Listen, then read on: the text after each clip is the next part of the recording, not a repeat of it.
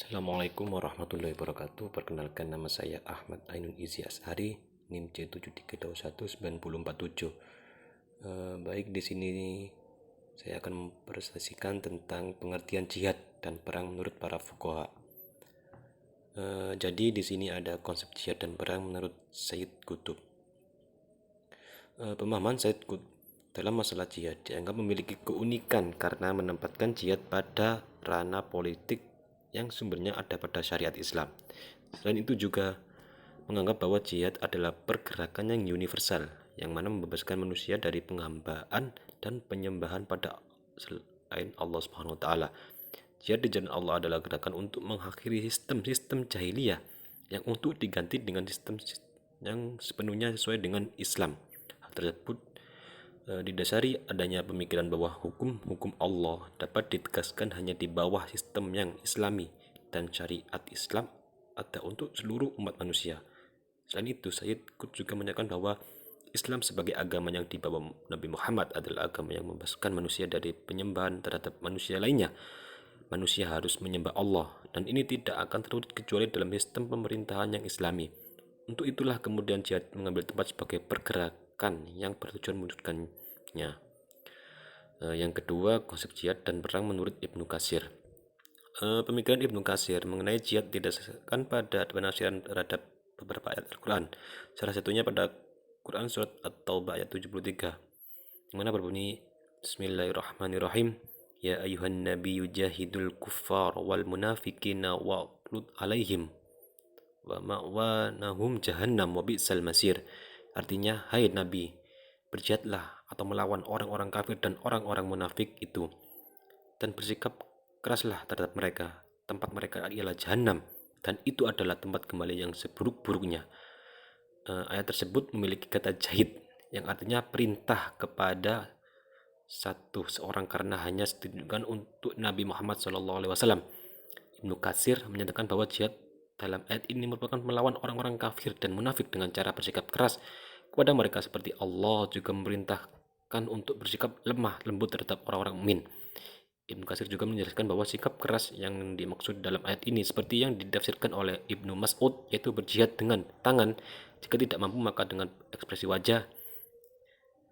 Ibnu Katsir juga mengartikan jika dalam ayat ini sesuai dengan penafsiran Ibnu Abbas yang melawan orang-orang kafir yang menggunakan pedang, serta melawan orang munafik dengan lisan dan tidak berlemah lembut dengan mereka.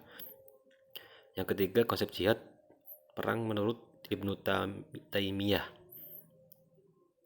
Jihad jika didasarkan pada pandangan Ibnu Taimiyah adalah mencurahkan segenap kemampuan untuk mencapai apa yang dicintai Allah Azza wa Jalla dan menolak semua kebencian Allah, menolak semua yang dibenci Allah. Lanjut beliau bahwasanya jihad pada hakikatnya adalah mencapai atau meraih apa yang dicintai oleh Allah beberapa iman dan amal soleh, dan menolak apa yang dibenci oleh Allah berupa kekufuran, kefasikan, dan maksiat. Menurut beliau, proses dakwah tidak akan terlaksana jika tidak memerangi orang-orang kafir, sehingga pelaksanaan keduanya bersamaan. Pelaksanaan jihad bisa dilakukan dengan hati, tangan, hujah, dakwah, lisan, ide, bahkan aktivitas positif yang berbentuk upaya lahir dan batin dengan kategori ibadah. Beliau menyatakan keutamaan jihad sebagai perbuatan yang paling utama dari amalan-amalan sunnah yang dilakukan oleh manusia. Bahkan sebagaimana kesepakatan ulama, jihad itu lebih utama daripada ibadah haji dan umroh, sholat sunnah dan puasa sunnah. Sehingga siapapun yang berjihad dan akan menerima kebaikan, yaitu berupa kemenangan atau syahid di surga. Ketika umat muslim melakukan jihad, maka ia akan kehilangan dua kebahagiaan atau berkurang kadarnya. Mungkin sebagai manusia ada yang senang dengan pekerjaan-pekerjaan berat, namun sedikit memanfaatkan di dalam agama dan dunia. Maka jihad adalah pekerjaan besar yang juga besar manfaatnya. Yang keempat, konsep jihad dan perang menurut Yusuf Qaradawi. Di sini definisi jihad yang dinyatakan oleh Yusuf Qaradawi dinilai lebih moderat jika dibandingkan dengan sebagian ulama yang menyatakan bahwa jihad adalah perang melawan musuh Islam. Hal ini dikarenakan beliau memandang bahwa jihad adalah mengarahkan segenap tenaga atau kemampuan atau menanggung beban dan resiko dalam memenangkan kebenaran dan kebaikan, dalam melawan kebatilan. keburukan dan kerusakan dengan cara dibenarkan syariat, dimulai dari diri sendiri dan meluas hingga sekalian alam. Sehingga jihad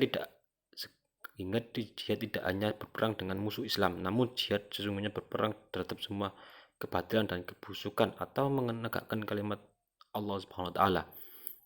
Kata jihad sendiri menurut pandangan beliau memiliki asal kata jahada, mujahadah, jihadah, yang bermakna adalah mencurahkan kemampuan untuk membela dan mengalahkan kebatilan atau mencurahkan segenap kemampuan untuk menegakkan kebenaran. Dengan demikian jihad berarti mencurahkan kemampuan dan menanggung kesulitan. Jihad ada 3 tingkatannya, ini jihad terhadap musuh yang tanpa berjihad menghadang godaan setan dan berjihad melawan hawa nafsu.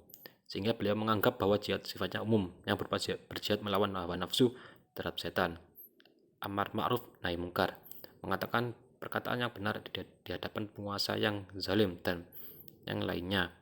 Sekian presentasi dari saya.